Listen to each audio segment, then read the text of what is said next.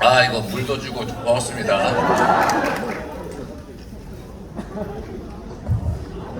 자, 여러분 정말로 반갑고 감사합니다.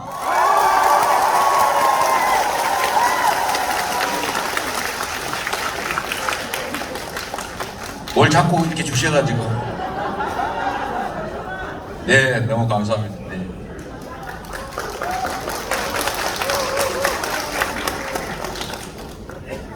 자, 이런 걸 받으면 혹시 제 안에 돈 들어있지 않을까? 그래서 제가 꼭 확인하라고 합니다.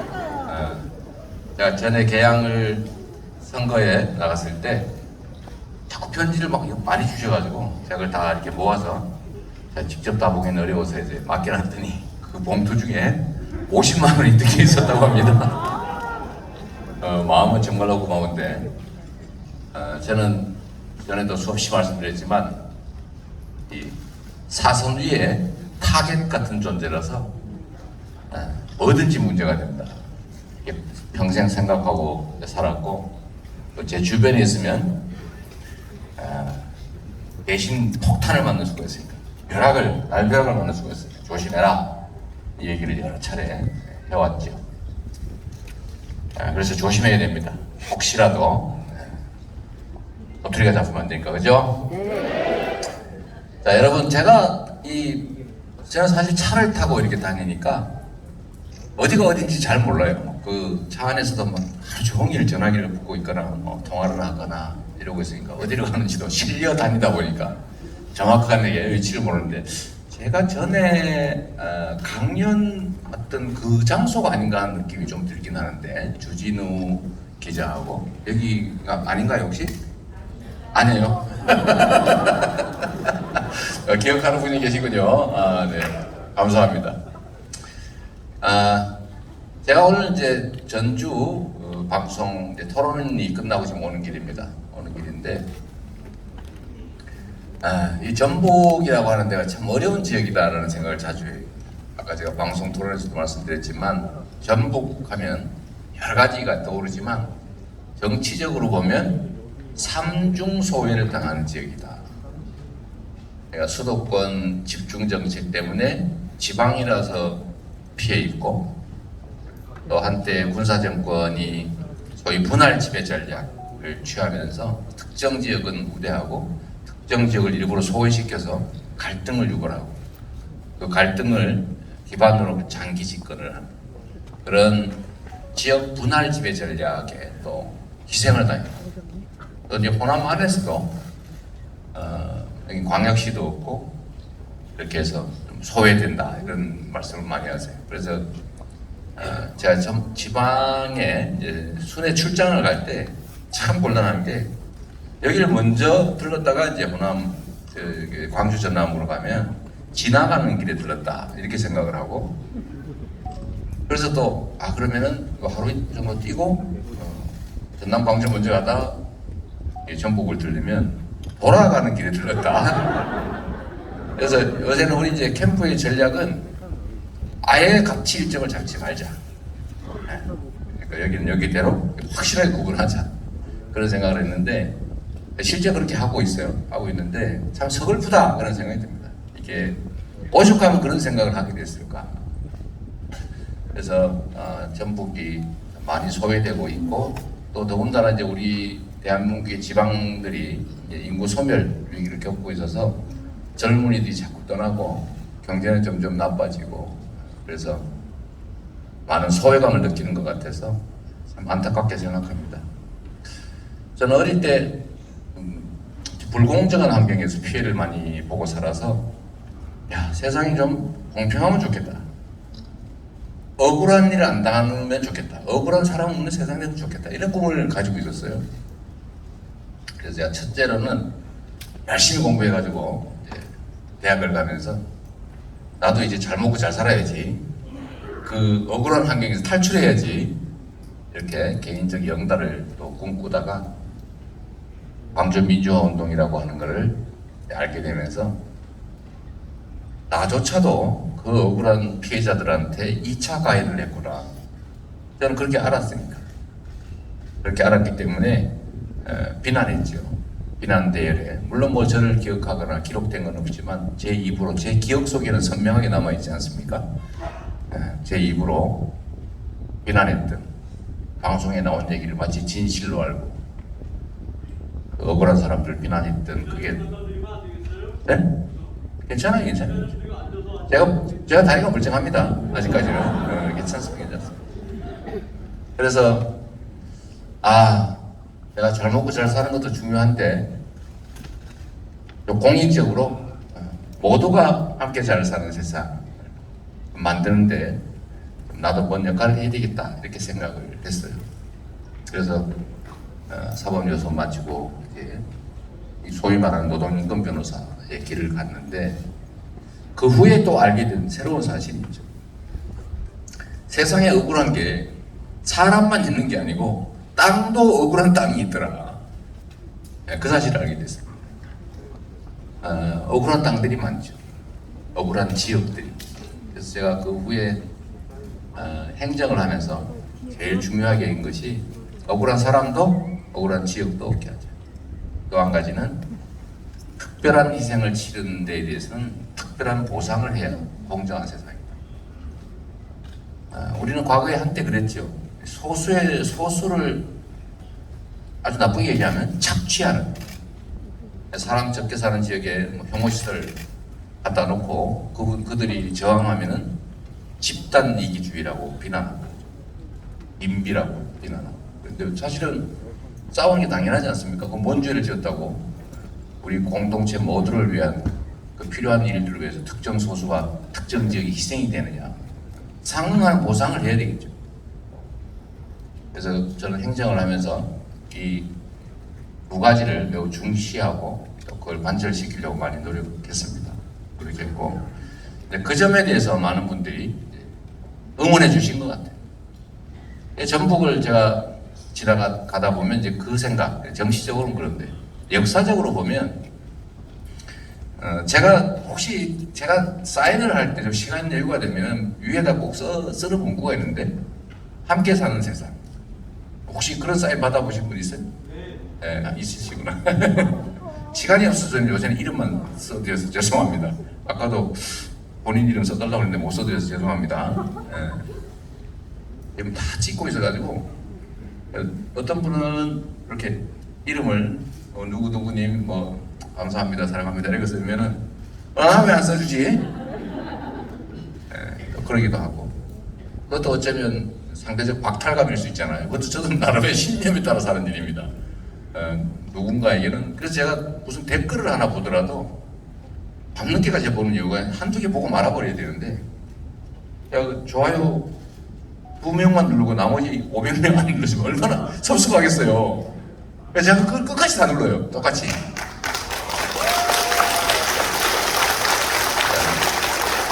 힘들긴 하지만 작은 일이라도 정말로 공평하게 하자. 누군가가, 저는 역지사지라는 말을 참 좋아해서 나는 왜 이렇게 인정받지 못했지? 이런 생각하는 사람이 없게, 최소한 제 주변에서.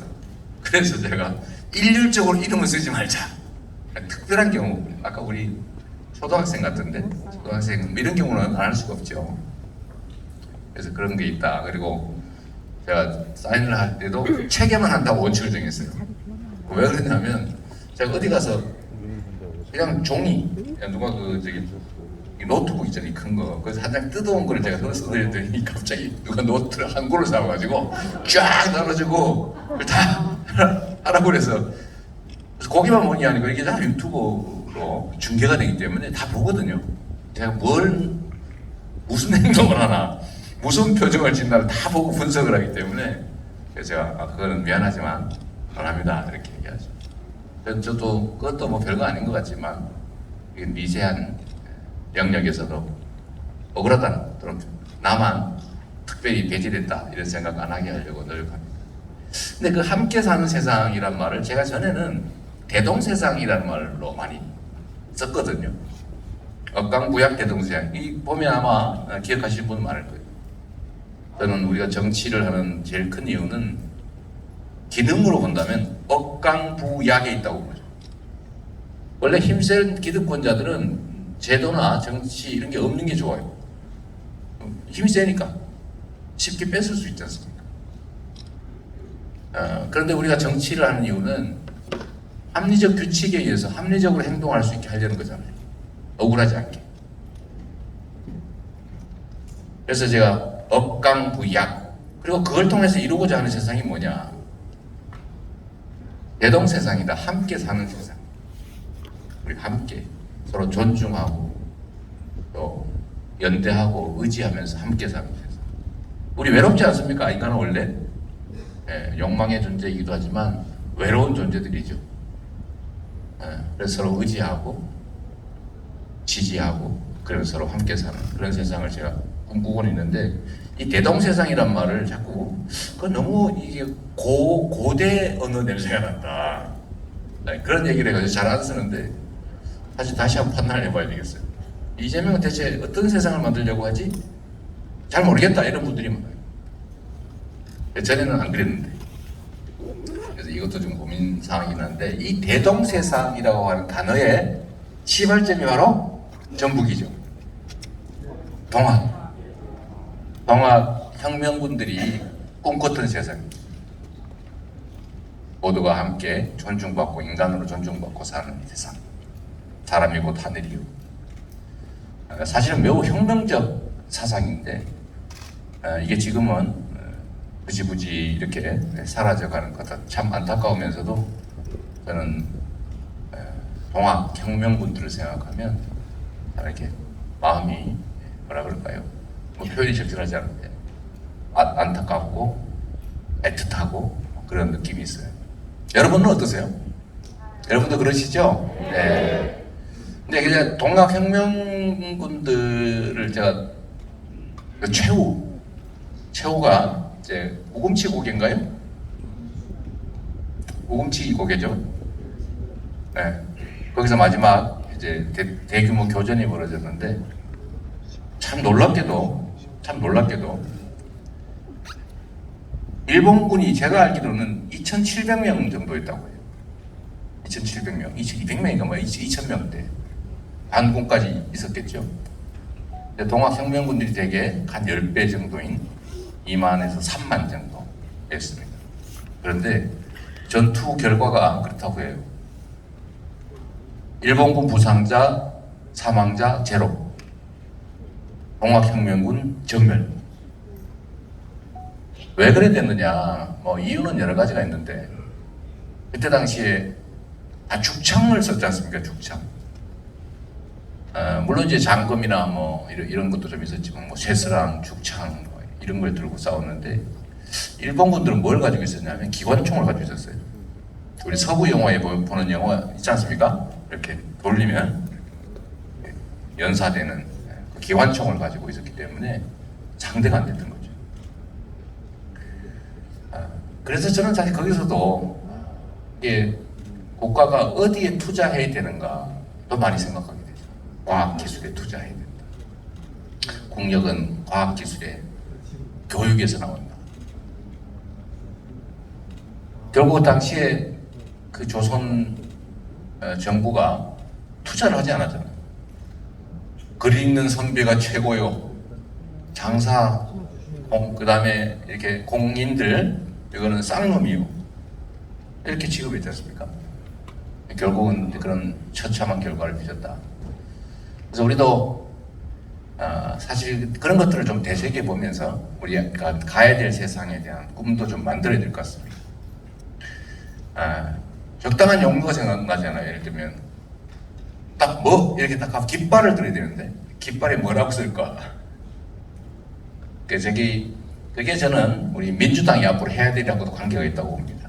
우리 국민들께서는 모두가 다 그렇죠. 모두가 다 그런데 지금은 비록 어려워도 앞날에 대한 희망이 있으면 열심히 살 수 있지 않습니까?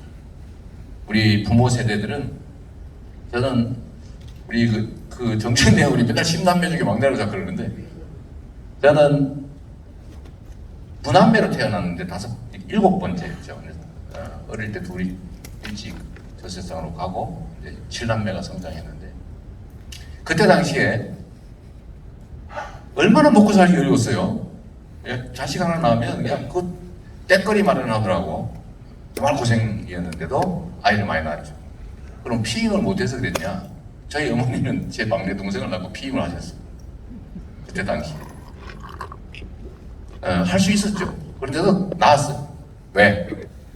이 아이들은 나보다 더 나은 삶을 살 거다.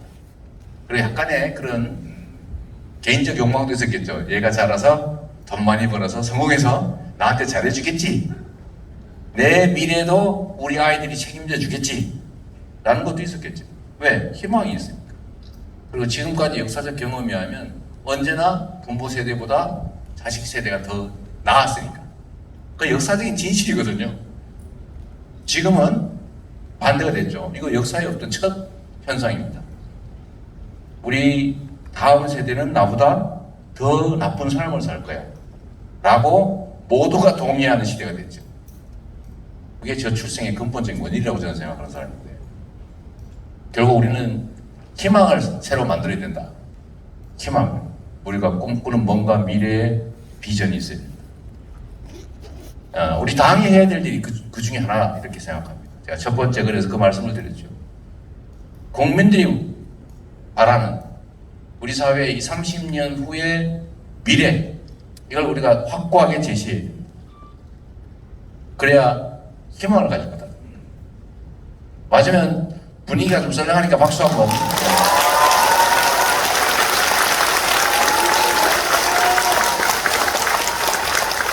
제가 어디 요즘은 다니면서 이렇게 딱 이럴 일이 많아가지고 너무 식상하잖아요, 그죠? 그래서 오늘은 좀 조근조근하게 우리가 대화를 좀 나누면 좋겠다는 생각이 됩니다. 그리고 우리 세 분, 지금 우리 세 분이 기다리고 계신데 한 말씀 하셔야 돼요. 이분들이 이따 이거 할 거니까, 이분들이 이거 할 거니까 저는 그냥 드리는 말씀을 조금만 더 드리고 하도록 하겠습니다. 이 서영교훈 이거 해야 되잖아요, 이거. 그죠? 우리 박찬대 부분 노래해야지 또. 근데 목이 쉬어가지고 뭔 노래를 해요. 노래하실 분이 목 관리를 잘해야지. 쉬었더니 좀 괜찮아졌어요? 여전히 그렇죠? 어쨌든 참 그것도 최고위원 선거 열심히 하신다는 증거니까 이쁘게 봐주시면 좋을 것 같습니다. 여하튼 제가 드리고 싶은 말씀은 우리가 살아갈 세상, 우리 다음 세대가 살아갈 세상에 대한 명확한 비전을 만들어야 된다. 저는 그게 저는 우리가 할 일뿐만 아니라 그 내용이 대체 뭐냐? 저는 우리의 기본적인 삶이 보장되는 사회라고 생각합니다. 우리가 유능해야 되고 강해야 되고 국민과 소통해야 되고 혁신해야 되고 통합해서 선거에도 이겨야 됩니다. 그러나 그거는 과정의 일부죠. 그러나 우리가 제시하는 세상은 어떤 것이어야 되는가? 저는 구체적으로 뭐라고 말하기는 어려운데 아직까지는 기본적인 삶을 보장하는 사회로 가자. 제가 이 말씀을 드리는 전 이 고민이 상당히 오래 전부터 있었습니다. 그게 과거에는 아주 먼 옛날로부터 산업혁명을 거쳐서 얼마 전까지는 사람들이 일을 하면 일할 곳이 일단 좀 생산성이 떨어지더라도 일할 곳이 다 있었을 뿐만 아니라 일을 해서 받는 대가로 살 수 있었어요. 그렇죠. 과거에는 가장이 벌면서 살 수 있었고 그 다음에는 맞벌이 하면 어느 정도 살 수 있었는데 지금은 맞벌이 할 것도 없고 도저히 노동소득만으로는 적정한 수준의 기본적인 삶이 어렵게 됐습니다. 이거는 우리가 게을러서가 아니라 과학기술의 발전 때문이죠. 지금 과학기술의 발전이 어느 정도 수준이냐면 우리는 경제학 교과서에서 이렇게 배웠죠. 투자를 늘리면 생산비가 줄어들다가 어느 단계를 넘으면 생산비가 자꾸 더 늘어난다. 그래서 규모의 경제가 한계가 있는 거죠. 그런데 요즘은 완전히 바뀌었습니다. 어떻게 바뀌었냐? 규모가 크면 클수록 생산비가 제로에 수렴을 해요. 비용이 아주 대표적인 예를 들면 우리 유튜브 이런 거 있잖아요. 플랫폼 사용자가 예를 들면 1억 명이 늘었다. 그러면 거기서 막 온갖 수익이 발생하잖아요.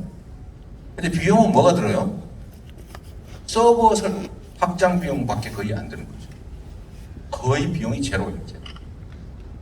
근데 이런 부분에 산업이 비중이 엄청 커지고 있죠. 좀 전체적으로 얘기하면 이제는 노동으로 필요한 것들을 생산해내는 시대에서 그 비중이 줄어들겠지만 이제 앞으로는 혁명적으로 그냥 기술이 생산을 담당하는 인간이 필요한 것들을 생산하는 시대로 대전환이 벌어지는 거죠. 대대적 전환이 벌어집니다. 그러면 이런 시대에는 너는 일해서 돈 벌어가지고 먹고 살아 라는 대전제를 유지할 수 있느냐. 우리는 지금 모든 정책이 그렇게 돼 있죠. 모두가 일할 수 있고 일하면 살 수 있으니 실업을 하면 훈련을 해서 다시 노동으로 복귀하게. 모든 정책이 여기에 맞춰져 있습니다. 예를 들면 안전망에 대한 것도 그렇고 노후 설계에 대한 것도 그렇고 다 그렇게 돼 있죠. 세제도 재정정책도 다 그게 맞춰져 있습니다. 물론 이게 금방 바뀌진 않아요. 그러나 우리는 대비해야 된다. 지금까지는 각자 도생 사회가 산업혁명 이전에 그때쯤까지 각자 알아서 하는 거죠. 가서 뭐 다치면 그냥 일 못하면 이제 죽는 거죠. 뭐 할 수 없고 죽어도 할 수 없고 각자 능력껏 이런 사회에서 어느 날 소위 복지 시스템이라고 하는 게 생겼죠. 다치면 치료는 해주자. 그래야 노동력을 재생산하지 않냐. 여성들은 밤 10시 이후면 일 시키지 말자. 어린이는 몇 살까지는 일 시키지 말자. 이런 또는 굶어 죽지 않게 먹는 거는 해결해 주자. 뭐 그 이제 계속 발달한 게 복지제도죠. 이 복지제도가 처음 도입될 때도 사람들이 그렇게 얘기했어요. 일하지 않는 자는 먹지도 말라. 이게 대원칙이었습니다. 왜 지가 잘못해서 다쳐서 죽거나 그랬는데 왜 우리가 돈을 내가지고 우리 열심히 일하는 사람들이 그 사람을 지원해줘야 되느냐. 이것도 반론이 엄청나게 많았죠. 그러나 많은 세월이 지나면서 그게 우리 공동체를 위해서 또 모든 사람들을 위해서 꼭 필요한 일이다 이렇게 생각해서 선별복지를 거쳐서 보편복지로 이동하고 있는 도중인데 저는 이 단계에서 앞으로 우리가 한 단계 더 나아가야 된다. 전환의 시기를 준비해야 된다. 이렇게 생각합니다. 이걸 누가 하겠어요? 제가 그걸 어떻게 합니까? 우리가 하는 거죠, 우리가. 우리가 하는 것입니다.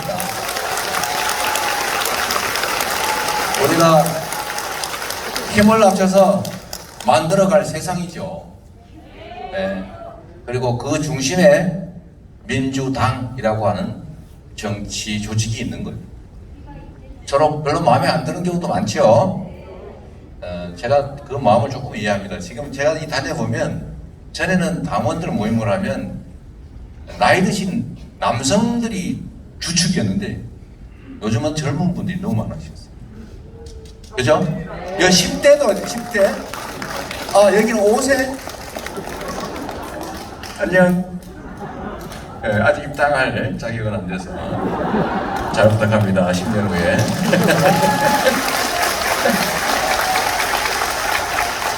인사도 아주 잘해요. 그래서 당에 대한 기대를 다시 되살려야 되겠다. 이게 제가 할 일 같습니다. 당이 국민의 불신을 받고 어쩔 수 없이 이쪽이 더 싫으니까 할 수 없이 내가 울며 겨자 먹고 여기를 선택한다. 지금 이 마음인데 이런 마음이 아니라 그래 우리의 미래를 책임질 만한 충분한 자격을 갖췄다. 나도 함께 할게. 이렇게 생각하는 기대와 신뢰를 회복하고 사랑받는 민주당, 그걸 통해서 우리가 정치 권력을 다시 획득하고 또 국민에게 국가에 충성하고 총력을 다해서 모든 권력을 국민의 더 나은 사람을 위해서 사용하고 다시 검증받아서 다시 선택받는 그런 민주당 우리가 만들고 싶습니다. 여러분과 함께 만들도록 하겠습니다.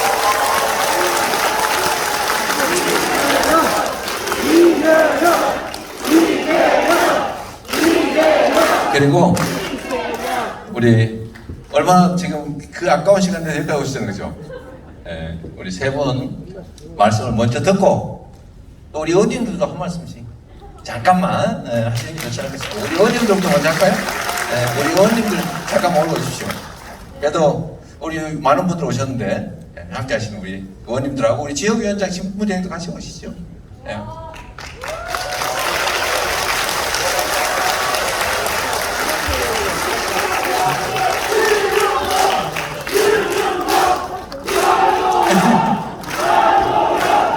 네. 네. 선 순서대로 하시죠. 네, 네, 네. 이쪽으로 주시죠. 네. 네. 네.